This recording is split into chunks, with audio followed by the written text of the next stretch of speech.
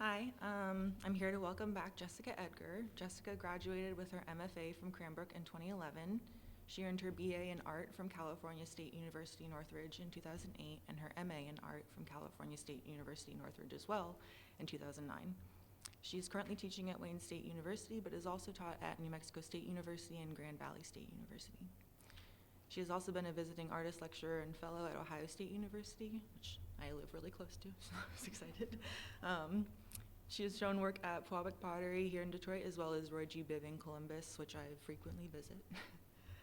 Beyond Detroit and Columbus, she has shown work in San Antonio, Portland, Brooklyn, Providence, El Paso, just to name a few. Jessica's work is not limited to ceramics, but can be classified as mixed media, but clay is at the center of her practice. Works by Jessika can be described as fluid and blurred, often existing without strict form. In the work, I see commentary on gendered expression and beauty ideals, especially as they relate to patriarchal society. The works are bright and eye-catching, meant to grab attention and hold it.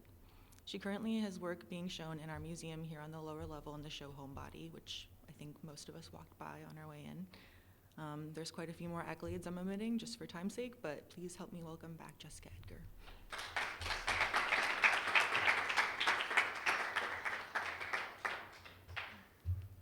Thank you for that introduction. It was really great to see your presentation, Beth. I think I have a very similar slideshow presentation where I'm going to introduce some newer work and some concepts right at the beginning, and then I'll show you some of the work that I made while I was at Cranbrook. I was here in 2008, 2009, 2011, and I actually remember that piece with the blue, the one that you said sort of pushed your career to the next limit. I remember seeing that exhibition like in write-ups and reviews when I was here. So it's kind of interesting to see that. So thank you again for having me today. I'm going to introduce you to my work a bit thematically, and while each body of work might better illustrate one particular idea, know that these concepts are relevant to all of the work. At the core of my research, focus is on concepts related to identity, value, through an investigation in contemporary craft and sculpture abstraction. This first body of work is a bit of a departure for me, in the sense that the forms are vases, but it is easy to identify in these pieces some of the concepts that are a common thread throughout all of the work. This piece is titled Bad and Bougie. This body of work is titled Everyone Smiles as They Drift Past the Flowers. It is a direct response to a cultural obsession with extravagance in the space inhabited by a simultaneous feeling of distaste and desire. These works were made during fall 2017 and winter 2018 and reference contemporary fashion trends that were capitalizing on the political climate and eagerness for social change during the time. An exhibition of this work opened in Santa Fe that year just 4 days before Paris Fashion Week, and it was easy to spot the emerging trends of female empowerment. In a review of Paris Fashion Week in the LA Times, Adam Shorn points out that designers borrowed from patchwork styles of the 60s and the strong-shouldered, multicolored florals of the 80s, and they are unapologetically feminist. This work here, titled Celebrity, named after a black Chanel nail polish of that year. 2018 started off with the Me Too movement and the Time's Up campaign, so it was clear that feminism was a hot topic. And 2018 has since been referred to as the Year of the Woman. All of my research explores contemporary pop culture and mass media influences that propagate consumption. I often pull reference material from media imagery that specifically relates to gender, beauty, and material desire. The image that you're looking at is a Dolce & Gabbana advertisement from 2018. I show you this image because it is an example of reference material for the next piece you'll see. But it is also an example of an image that makes me feel uneasy. It simultaneously demonstrates objectification and gives these models a false sense of authority. In my practice, working with the context of sculptural ceramics, clay symbolizes the body. So in many ways, these vases are stand-ins, empty female forms. This piece is titled Make Me Look Like Royalty. It is important for me to point out that these vases are not really functional, at least not in the sense that they are easy to use. They're very large, ranging from 20 to 35 inches in height, and the work in the series is all hand-built ceramic, mixed media, incorporating textile, faux fur, beading, and other adornment. Some of my favorite materials, besides clay, of course, are glitter and Mod Podge. The craft is sloppy on purpose, close but not quite there, and I embrace the kitsch element of the commercial glaze. In a review of my work, Justin Crow from Ceramic Artist Now said it best. The craftsmanship is decidedly unsophisticated, but not amateur, and the plastic jewels lining the entirety of the interiors make me feel nauseous. But Edgar's ability to frame these feelings within contained works of art creates a beautiful, rare experience. The immediate reaction to these aesthetics is to recoil. Ceramic artists are insecure about poor craft, threatening a pillar of their practice. Art appreciators are worried that their friends will see their elitist hobby mixing with low culture. Men are worried about being emasculated by flowers. Sorry, scroll down on my notes. Flowers and feminism. And the fine art world is worried about being tainted by the craft history of pottery. But Edgar's vessels create a safe vacuum in which to experience these alarming feelings without having them viscerally affect us. Her vessels act as controlled hermetic bubbles, like observing threatening animals in a natural history museum from behind thick glass, just to be safe. But like I said, the Vase series was a bit of a departure for me. Most of my work looks something like this. This piece is titled Pretty on Fleek, made in 2019, and it's from a series of pieces titled It's Not Too Much, Is It? The series came directly after the creation of those vessels, and I think you can see the influence there. I came to my sculptural work through a transition away from making functional objects. So this is the work that I applied to Cranbrook with. I have always viewed clay as an extension of the body, not only through the process and the physical act of forming something, but also the finished functional product. A plate, a bowl, and especially a mug serve as an appendage of the body, something that can be picked up and used to aid in daily rituals and then put back stored safely for the next time. Ultimately, I moved away from this work because I lost interest in the limitations of function, but I continue to see the concepts of function and object making as a very strong influence through the work. As an object maker, I often refer to the ideas of relational art and art as experience, stressing the ideas that art begins with the events and scenes of daily life. Through objects, the artist and the observer encounter each other, their material and mental environments, and their culture at large. So this is my very first sculptural piece, my second critique work from Cranbrook. Ooh, so old. Materially, as a ceramic artist, my pieces carry with them the historical context of the media.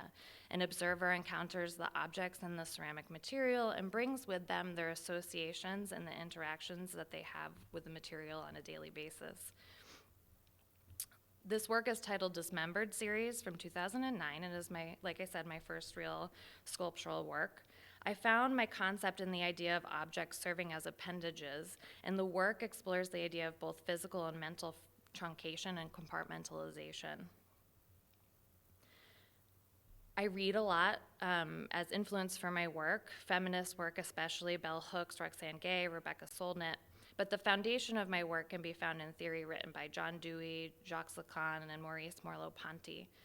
Merleau-Ponty emphasizes his writings that the body is the primary site of knowing the world, and that body perception and consciousness are all intermingled. The scale of these objects are approximately 4 feet tall, allowing the viewer to physically encounter the work and connect to it on a visceral level. They are simultaneously of the body and alien to oneself. The rough surface texture, a dry glaze that's sort of like Velcro, and the awkward color allude to the otherness. And as the title Dissociated Series suggests, the sculptures symbolize the alienation one feels when reconciling the conflict between physicality, visual appearance, and emotional experience. This is my thesis exhibition from 2011. The title of this work is Auguries of Innocence. I'm continuously interested in the perceived separation between mind and body, and my works increasingly became physical manifestations of mental states or feelings. So this piece is titled after a poem by William Blake by the same name. The poem contains a series of paradoxes which speak of innocence juxtaposed with evil and corruption. I was also referencing the 1995 film Dead Man starring Johnny Depp, and in this film, Johnny Depp plays an accountant named William Blake. The pieces were accompanied by the soundtrack for that movie that was made by Neil Young. In the film, William Blake kills a man and then escapes into the wild so he does not get caught for his crime, during which he has both a physical and spiritual journey. This work is important because it's one of the first works where I incorporate mixed media. The piece on the wall is ceramic, while the work on the floor is paper mache covered in imitation gold leaf. It's here that I began to develop my material hierarchy. The ceramic form on the wall, truncated at its midsection, symbolizes the genuine, while the paper mache form is the copy. This next collection of images is titled On the Surface. With this work, I'm further exploring the concepts of disguising reality. The layers of objects and materials paired with the lighting and shadow work confuse the observer. The materiality of the work is sometimes masked, cropped, or hidden by surfaces such as metal, leaf, or sprayed rubber. These materials are meant to distract, camouflage, and/or distort the ceramic form underneath. I use vinyl as a way to physically tie my work to the space of the gallery. Here you can see the reflection of the silver arrow on the surface of the ceramic form just at the bottom. It is an attempt to trick the viewer into questioning the reality, and I use this vinyl to create illusions like fake shadows you can see here. My forms are often truncated or cropped. When you look at women's magazines, the female body often appears cropped, either as an object used as a prop to showcase a product like clothing, jewelry, shoes, makeup, or it's cropped and objectified. Here I have literally objectified the female form, tastefully censoring sexual identifying characteristics. Before moving to Detroit in summer 2018, I taught at New Mexico State University for 5 years. When I moved to New Mexico, my work took on a more autobiographical narrative. The next few images are part of a series called Closing Your Eyes Isn't Going to Change Anything. This work is titled Scarred Landscape. New Mexico is really, really beautiful. If anybody's been there, you'll know. Their slogan is Land of Enchantment, and that's real, in my opinion. And people are proud of it, but it's also a place that is uncomfortable. It's a border region, and the strife in the region is very real, especially in our current political climate. It's also one of the poorest states in the country, and especially known for being the worst state for child poverty. So I was really confronted with this juxtaposition. So the title really speaks to that. This is just a close-up of the wall piece. Titles and humor are an important element to my work. A brief levity to allow the viewer to digest the more serious content. Some of the works in the series are more whimsical, like this piece titled Finger Plant. For a very long time, there was a beautiful plant that I didn't know the name of. It's called an ocotea. So I would always go by it and pass it and call it the finger plant. Or this piece titled after a landmark in Monument Valley, The Thumb, a title that also speaks to the textural surface and process of actually making the piece. New Mexico was also the first time I was confronted with the possibility of settling somewhere. And so these voluptuous forms speak about the mental fatigue caused by being uncomfortable. The sculptures are meant to formalize the sigh of relief breathed when you finally sit down at the end of a long day. This piece is titled Seated Woman. The piece addresses unease related to identity and self-acceptance. Also that year, my partner turned 40, which was a big deal. It wasn't a big deal for him, but for me it was a really big deal. It seemed to experience a midlife crisis for him. So this piece is titled Happy Birthday, in homage. I think about my work in a series of groupings because I see them as creating a space in between what's in our head and the physical, and in between. This series is titled Objects from a Hypothetical Self-Contained Separate Reality, alluding to this space. This piece is used and abused, lumpy, and legs that go on for days. I do a lot of yoga, And I cringe when I tell people that because hashtag basic bitch. But that is specifically what this work is referencing. The title, hashtag the struggle is real, all my girls do yoga. The title references a song titled Do Yoga by Ray Shremmond. Yoga has been appropriated into mainstream popular culture and is associated with a specific demographic. Yoga studios are often mostly white, young, and from a particular societal class. And when you start to participate in the yoga community, it just becomes more and more recognizable. But I enjoy it, it's healthy, and it helps me relax. And there is a history and lineage that I can study and appreciate. But it's hard to avoid being part of a cliche. I use this cliche to my advantage, poking fun of the position that I'm in. This piece is titled Namaste Bitches. This is the first time that I have attached appendages to the work, so they're arms and hands that are not ceramic.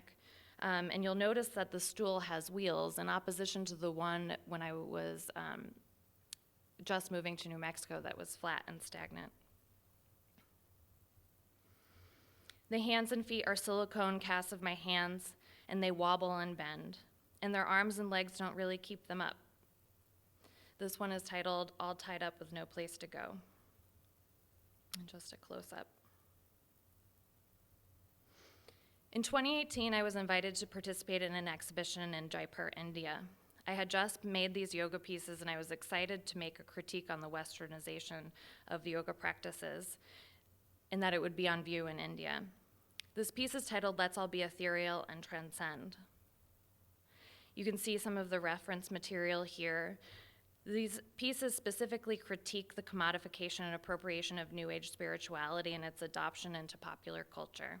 Inspiration for this work came from social media platforms such as Instagram and Pinterest, spiritual festivals such as Coachella and Wanderlust, and various practices surrounding the westernization of yoga.